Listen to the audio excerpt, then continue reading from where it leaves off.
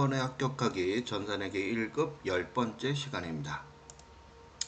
자, 이번 시간에는 우리 유형자산에 대해서 들어갈 건데요. 자, 먼저 유형이란 얘기는 있을 유자의 형태형을 떼서 물리적으로 만질 수 있고, 그 다음에 내가 볼 수 있는 그런 자산을 유형자산이다 라고 하죠.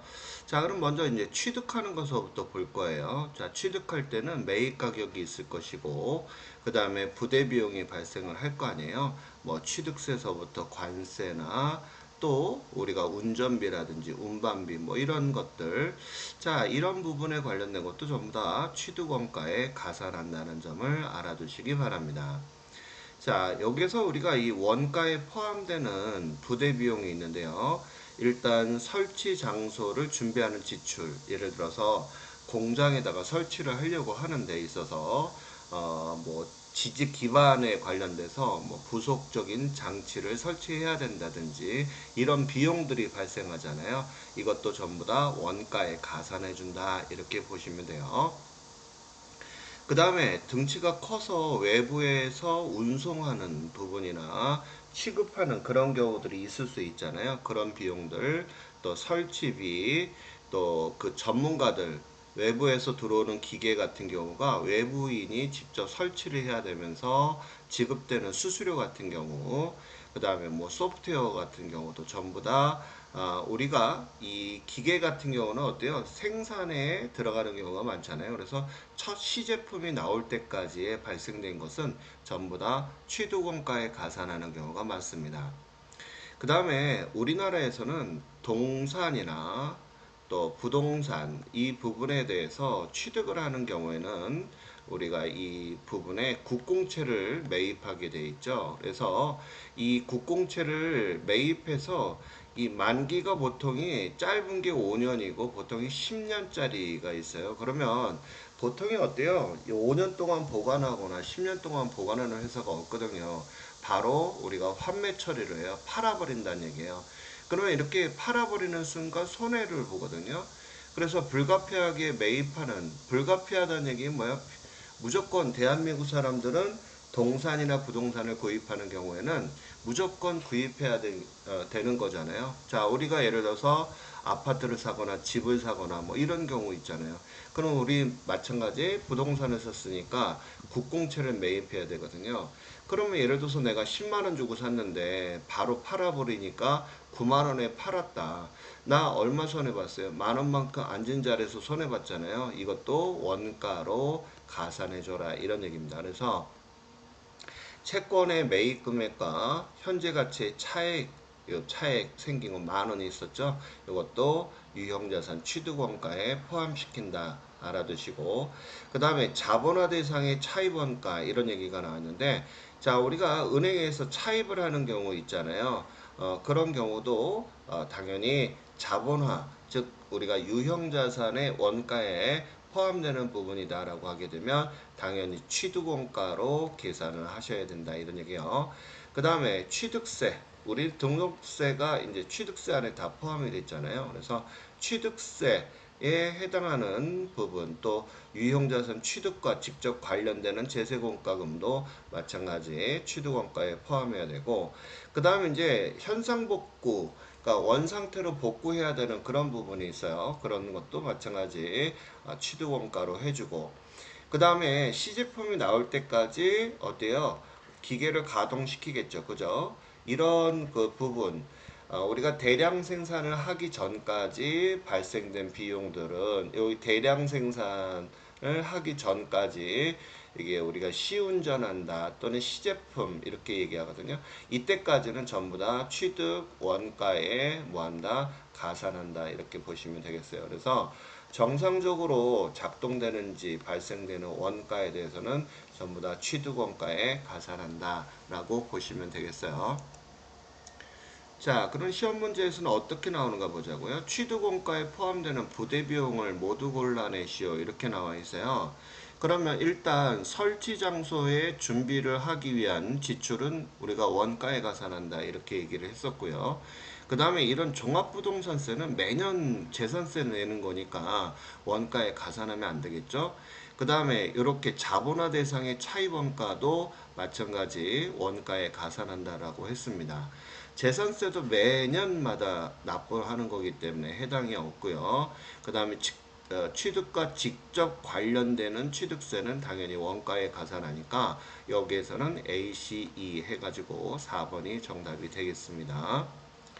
자, 그 다음 이제 기계장치 취득원가로 올바른 것은 이렇게 얘기가 나와 있는데요. 자, 일단 구입 가격이 5천만 원.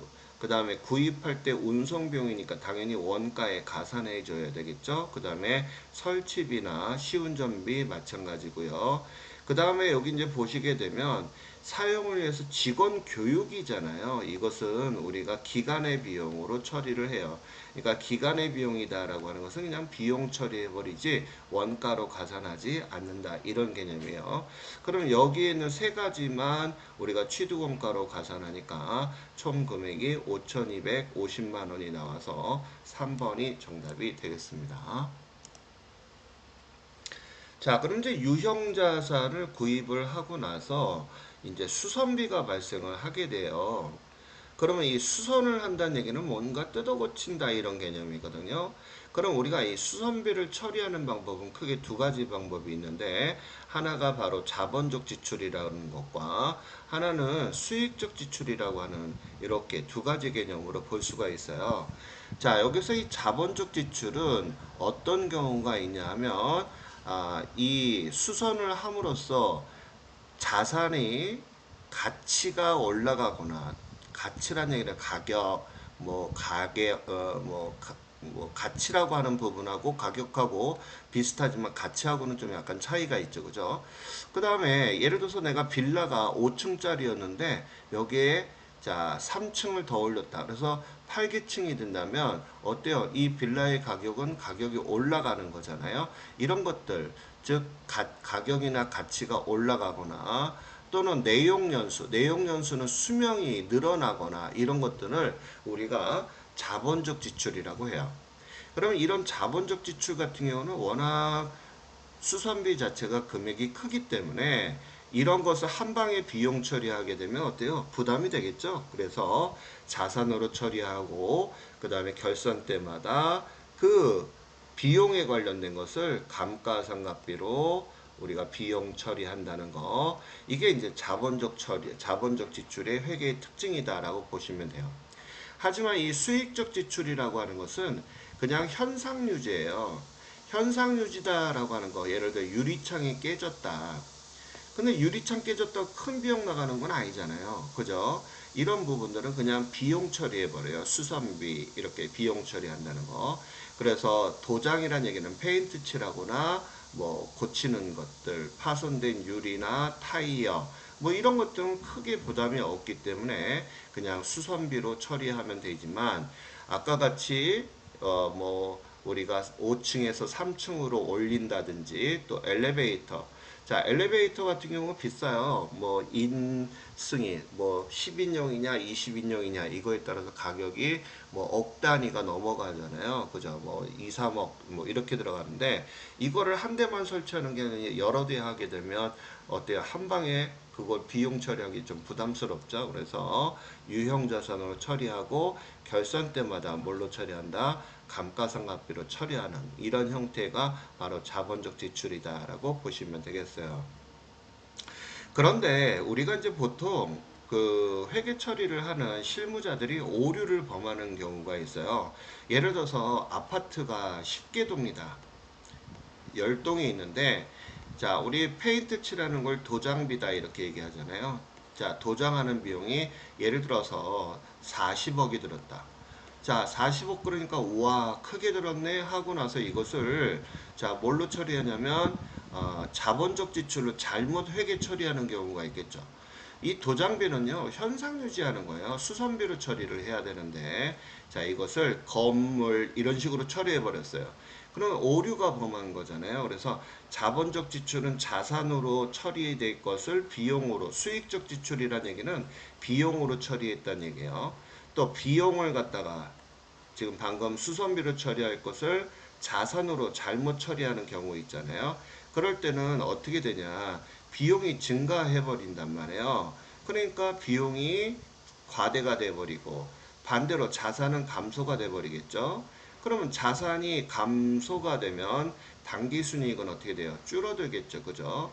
그래서 이렇게 자, 수, 비밀이라고 하는 것은 자본금이 줄어드는 이런 형태가 돼버려요. 그래서 자수비 이렇게 나오죠. 자수비. 자, 자수할 때는 비밀스럽게 하라 이런 개념이라고 외우세요. 그 다음에 수, 자, 혼수자본.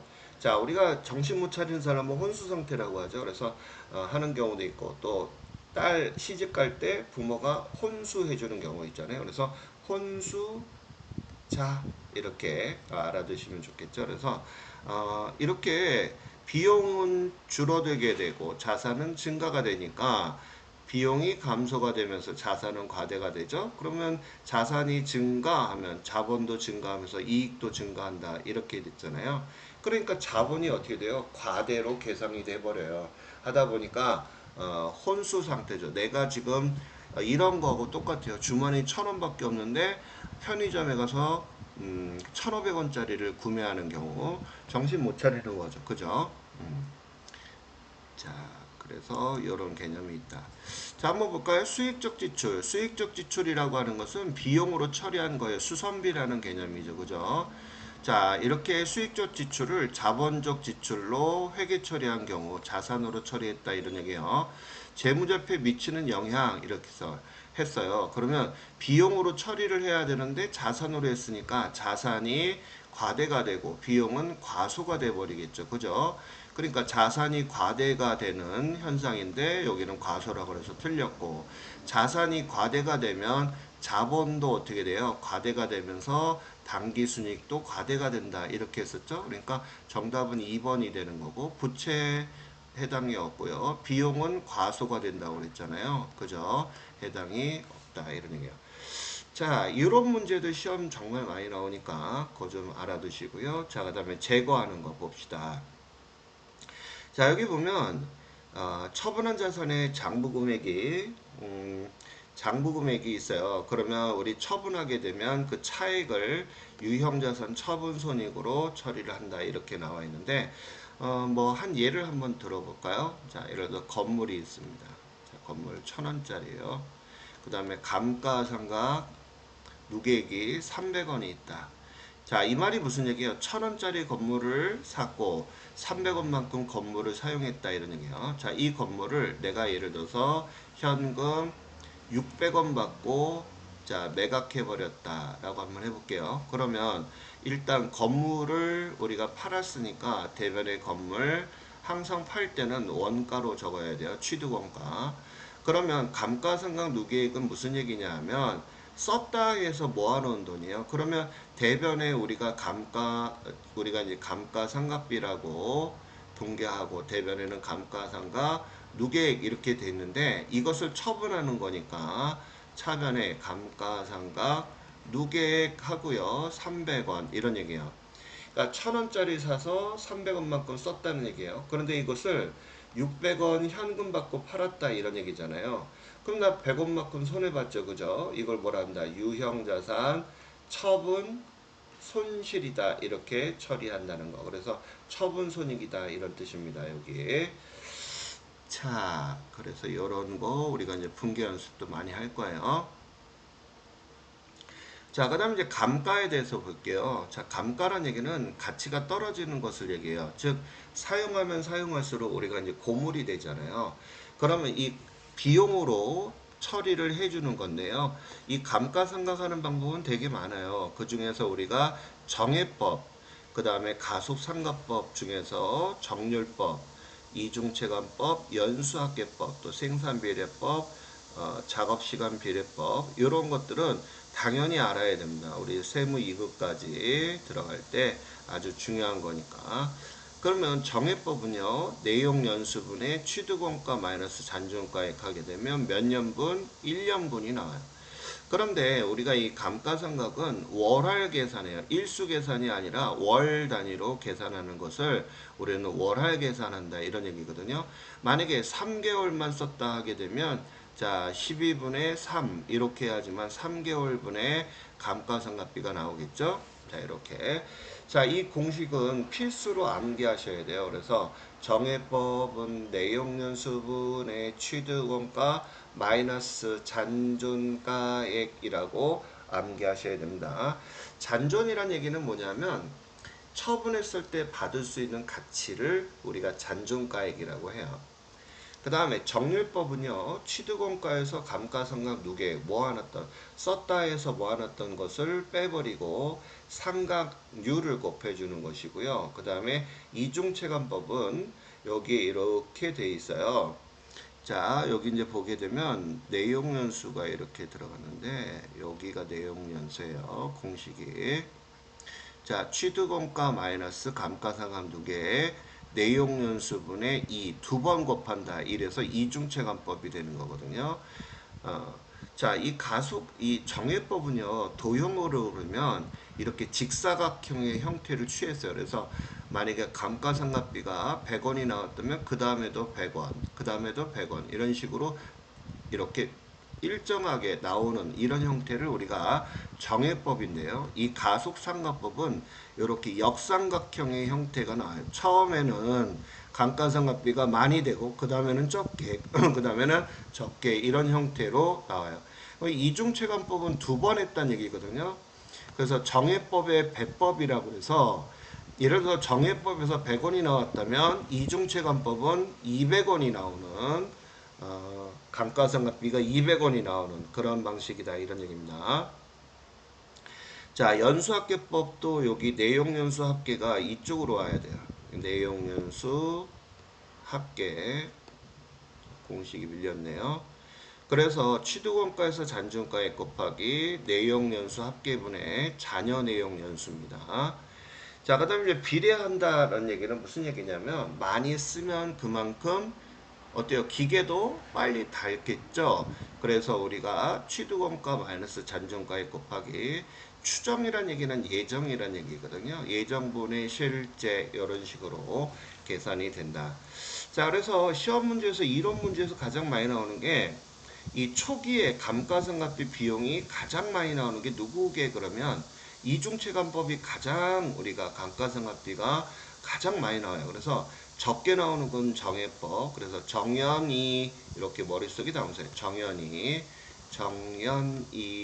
그래서 감가상각비가 가장 많이 나오는 거 이중체감법. 적게 나오는 거는 정해법. 장부가액이다 이렇게 했는데 장부가액에 대해서 잠깐 좀 설명 좀 할게요.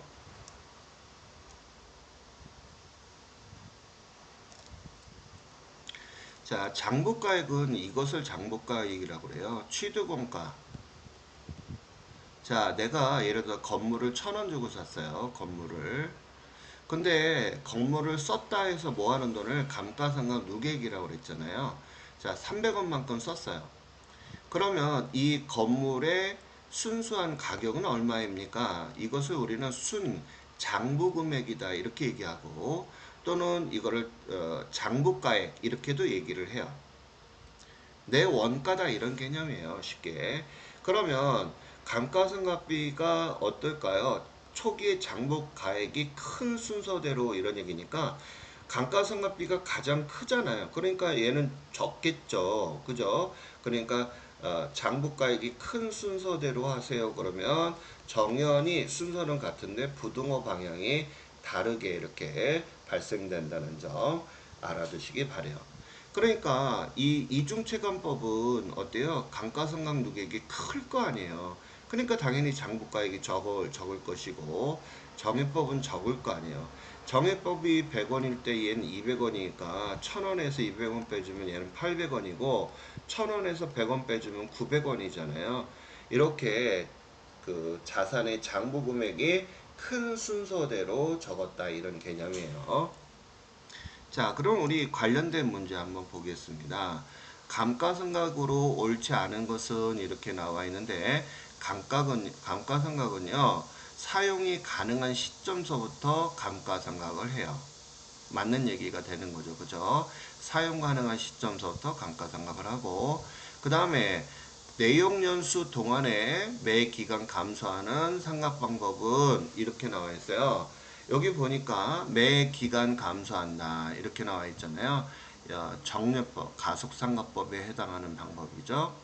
그 다음에 3번 제조공정에서 유형자산의 감가상각은 단기 비용으로 처리한다가 아니라 여기에서 보니까 제조공정에서 즉 공장에서 유형자산의 감가상각은 우리가 뭐라고 하는 거예요? 재고자산의 원가를 구성한다 라고 나와 있네요. 이거는 그런 내용이 아닌데 이거는 이제 세무사회에서 이런 답변을 달아줬는데 그건 틀리고 제조공정은 생산에 관련된 거잖아요. 그러니까 단기 비용이 아니라 제조 비용으로 처리를 해야 된다라고 해줘야 되는데 이 단기 비용이라 800번대 비용, 500번대 비용으로 해줘야 되는데 800번대 비용으로 한다라고 해서 틀린 문제인 것 같습니다. 그 다음에 내용 연수는 뭐 기대되는 효용에 따라 결정된다. 맞는 얘기인데 좀 어려웠어요. 자, 두 번째 문제 보겠습니다. 10월 1일 날 내용 연수 5년 잔존 가치는 100만 원인 기계 장치 500만 원에 매입했으며 취득 부대 비용이 50만 원을 지출했다. 원가 모형이다는 얘기는 취득 원가로 기록을 하고 정해법으로 감가상각을 했을 때 감가상각비로 맞는 것을 이렇게 나와 있죠. 그러면 우리가 먼저 정해법에 관련된 공식을 먼저 알아야 되잖아요. 그죠? 그럼 우리가 정해법 공식 한번 해볼까요? 정해법은요, 공식이 자 내용연수분의 취득원가 마이너스 잔존가액이에요. 그러면 내용 연수가 몇 년이냐 봤더니 5년 나와 있잖아요. 그죠? 그 다음에 취득원가가 얼마이냐 봤더니 500만 원인데 취득부대 비용이 550만 원을 지출했대요. 그러니까 결론은 550만 원 주고 산 거랑 같아요. 그 다음에 잔존 가치는 100만 원이다. 그러면 결론적으로 450만 원짜리를 5년 이런 얘기잖아요. 그죠? 그럼 450만 원 나누기 5 하니까 1년에 얼마큼 나오느냐.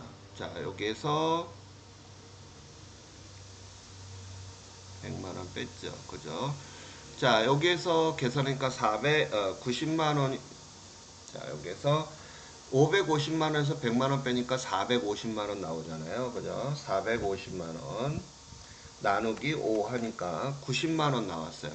자, 이 90만원은 1년분 아니겠습니까? 근데 1년 동안 쓴 게 아니라 10월 1일 날 구입했잖아요. 그러면 12분의 10, 11, 12, 3개월 동안밖에 안 썼단 말이죠. 그러면 자, 곱하기 3 나누기 12 하게 되면 얼마? 22만 5천 원만큼의 감가상각비가 발생하겠죠. 그죠? 그래서 이렇게 계산하는 방법의 계산 문제가 시험 문제로 나왔네요. 자, 이런 것들은 그냥 우리가 어떻게 보면 많은 계산을 해 줘야 되는데 요건 제가 기출 문제 풀면서 좀 더 연습을 많이 하도록 하겠습니다. 자, 유형자산에 대해서 우리 맛배기로 봤는데요. 자, 수업하시느라 수고 많으셨어요. 감사합니다.